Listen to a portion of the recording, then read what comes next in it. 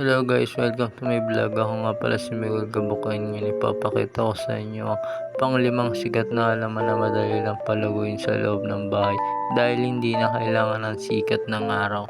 Panglima, parlor palm. Ang mga parlor palm na ito ay isang pangloob ng uri ng puno ng palma na hindi alintanan na itatago sa dilim paminsan-minsan.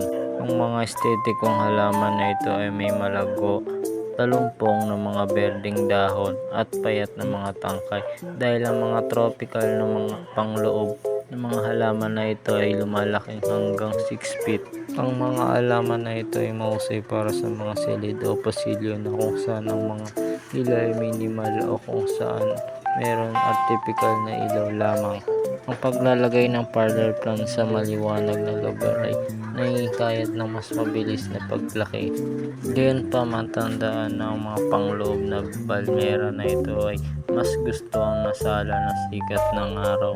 Sa ngayon, ito lang muna. Salamat sa panonood.